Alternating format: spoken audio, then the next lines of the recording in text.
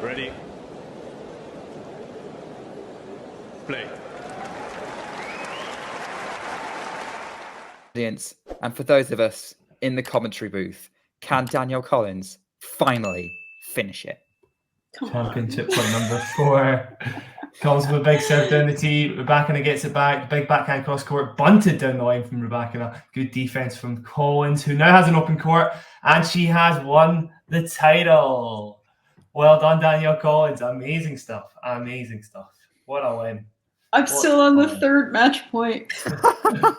Well, we'll come to you for your thoughts, Isabel, after you've seen every single point. Yeah, I'll be there in a minute. Yeah, it'll be a good minute. But we're there. But we have reached the line. Danielle Collins is a WTA 1000 champion. We've said already in this stream it'd be a well-deserved accolade, and she fully lived up to it with that performance today, Jack. Absolutely.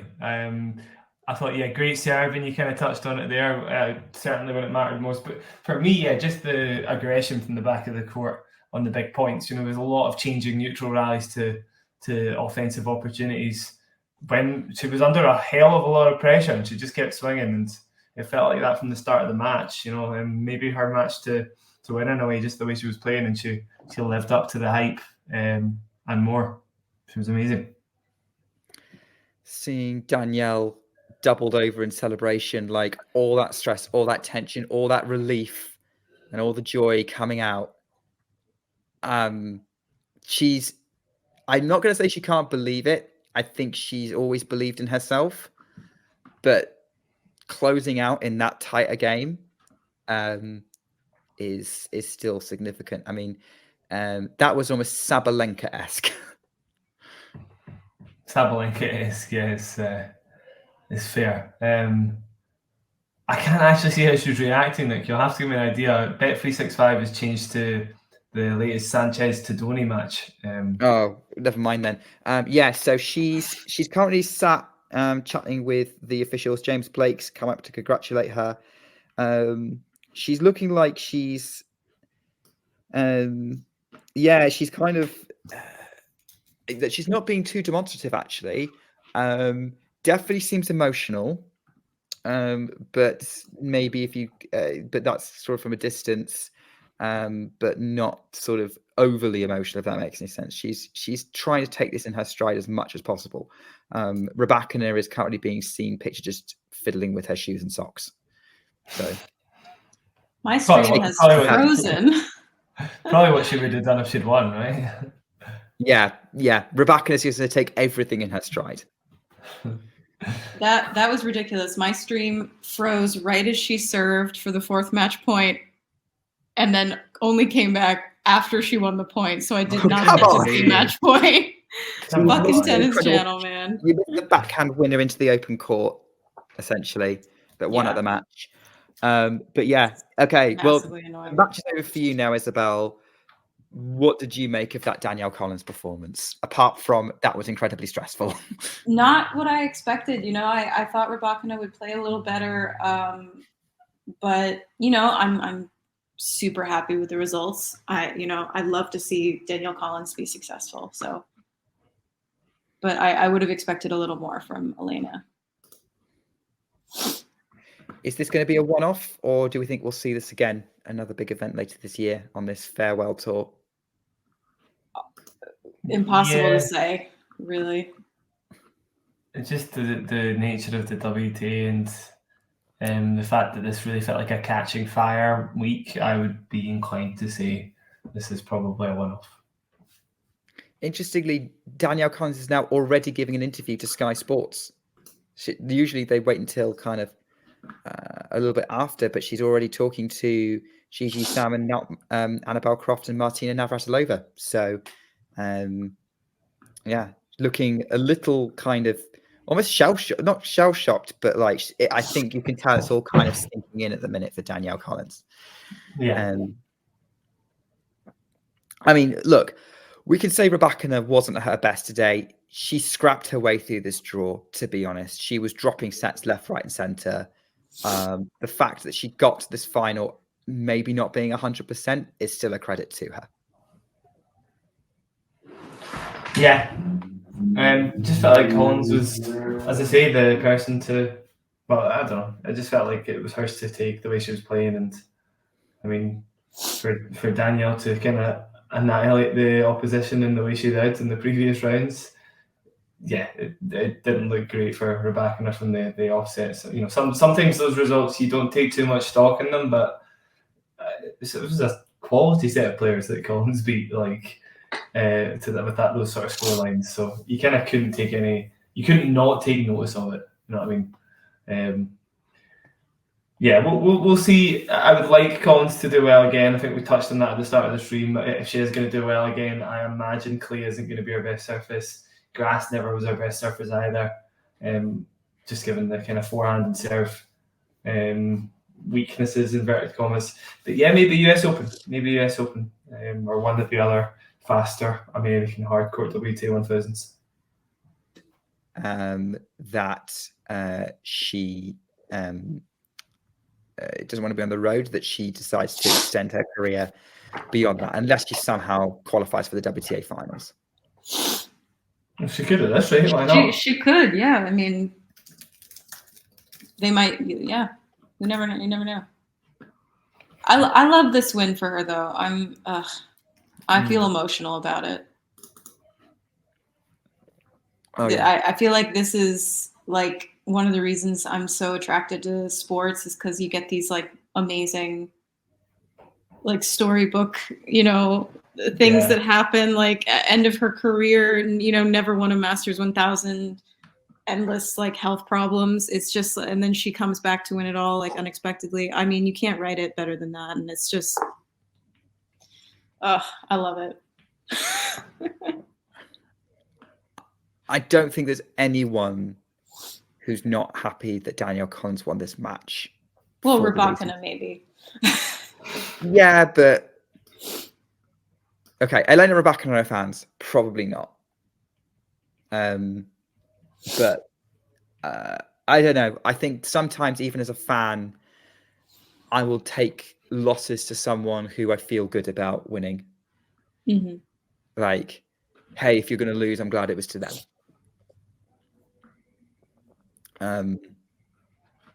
Yeah, Danielle Collins is fantastic. Yeah, just a fighter, and today showed that. She took on one of the pace setters on the tour, and pace setters the tour, and even though it was straight sets, it was 2 hours. Made it. Edged it out, got the job done, despite Rybakina's best efforts. Yeah, she's definitely one of those players who's one of the most typically one of the best kind of tennis players, if you know what I'm trying to explain that well. She's just like such a fighter, so much grit, what the sport's all about. She kind of gives her all in every single match, very, very competitive spirit, nothing crazy in her game. It's almost just pure, grit a lot of the time. Yes, okay, actually, to be fair, she can hit the ball unnaturally hard, which does help, but she's also got an amazing fighting spirit. It's just, very inspiring. It's cool. Yeah, obviously she stuck it out, and this is the result she managed to get. I think it says something that we all wanted her to get this result, and what was the great thing was, you said this, Jack. I mean, her tennis and what she can produce made us believe that it was possible, that it wasn't just going to be, your standard out of nowhere underdog story. Yeah, Collins can be a contender, and she proved it today. More than proved it. And she's gonna absolutely love having that Miami trophy on her mantelpiece or trophy cabinet. I don't know where you put it. Where would you put it? Where would you put your 1000 trophy if you won one? Just chuck it in my room. Yeah, I have a lot of shelves. Yeah, I don't know. It's like, do you have it on display for like someone as soon as someone walks into your where you live, or do you do you have it sort of somewhere tucked away that you could show off sometimes, but mainly it's just there to make you feel good? No, I don't think there's anything wrong with showcasing, you know, your trophies and stuff, especially if you're an athlete. Yeah, that's true. Just imagining what Roger Federer's hallway looks like. Oh, he probably has a room.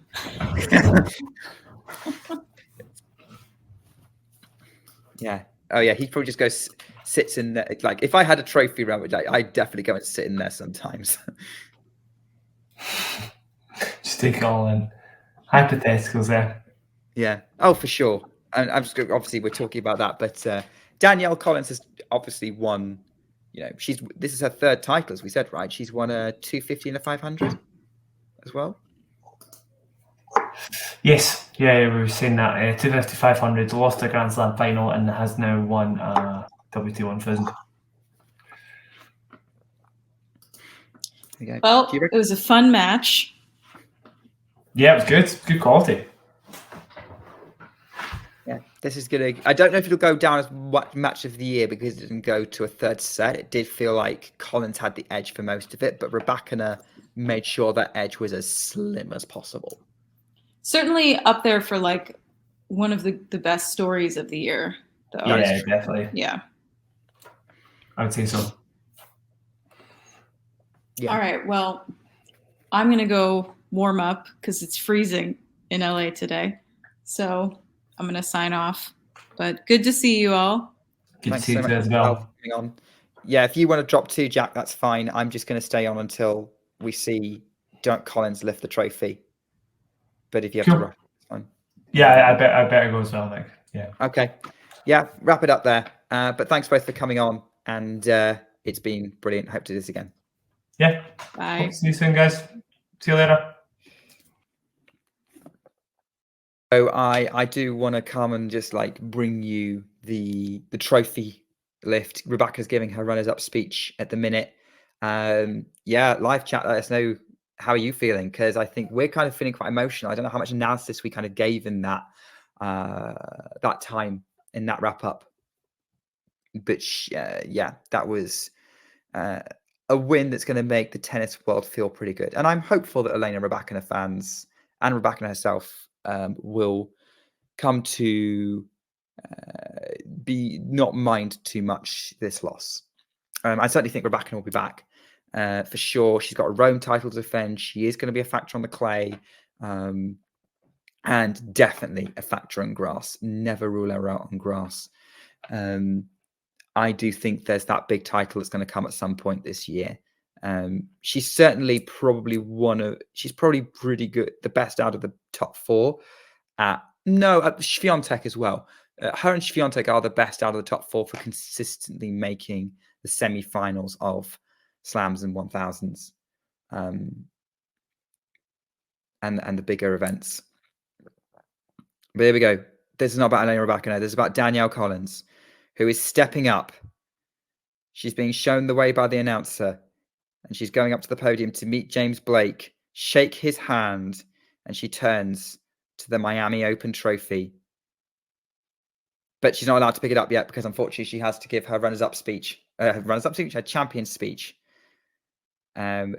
which I'm going to have to listen back to because I think it's going to be an absolute, it's going to be absolutely wonderful. I appreciate if you want to listen to it, but I think listening to what she has to say is going to be great. She looks like she's saying nice things about Rybakina, and for all how Collins is on court and how kind of pumped up she often gets, she's definitely seems very genuine and respectful to her fellow players. And seems to be saying genuinely nice things as well, which is nice to see. I think we should definitely bask in this. We're going to be talking to Marcus Buckland on WTA Weekly on Monday, and I'm going to be asking him about his take on the Danielle Collins story. I'm going to start writing some questions sort of in the next couple of days. This will be on Monday, so tune in if you can. It'd be great to have you here to watch along with us. Yeah, career-defining result for Danielle Collins. She's addressing everyone at the minute. But I'm looking forward to discussing her run with Marcus on Monday. Has to be said, like, yeah, Collins brought the brand of tennis that made it successful. High risk, high reward. And it worked against Elena Rybakina. And the rewards are indeed high today. Absolutely brilliant. John is happy for her. I'm happy for her. It's a wonderful story to have here in Miami. Seems to be congratulating her team. Today or never? Yeah, I don't think she's going to get back to another that final. Maybe we'll see her make waves on the US tour. As I said, I think she's probably gonna be a factor, but unless she really steps up like here, which she seems to do maybe once or twice a year, I think US Open might be where we say goodbye to her. I don't know if there's any other smaller US events that are after the US Open. I think New York would be perfect unless she somehow qualifies for the WTA finals, which I think would depend on her getting some consistent results over the next couple of months on the natural surfaces. Well then, yeah. So she's still talking at the minute. Yeah, we'll have to see how I don't think it matters how the story ends right here, right now. I think Danielle Collins' story has hit a high point in her the high point, and let's enjoy this, and let's enjoy this with her. I'm not going to turn it up and listen to it because I can't multitask.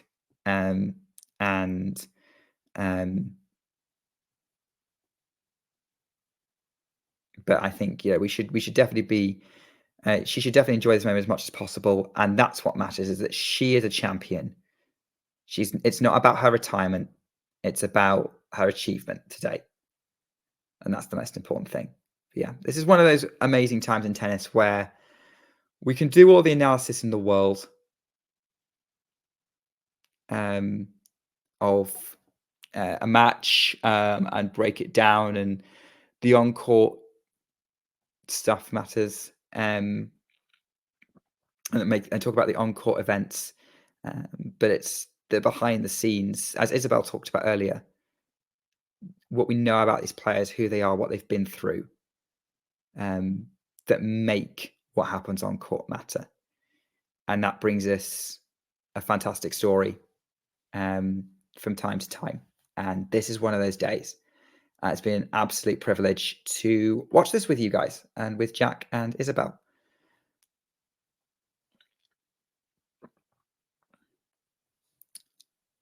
John, I bet you're probably relieved you can now focus on to see if Manchester United can beat Brentford now in the league. Ashley, thank you for joining us. Hope you have a good day as well. Hope you're back tomorrow for the men's final between Yannick Sinner and Grigor Dimitrov. I got my young guns mixed up.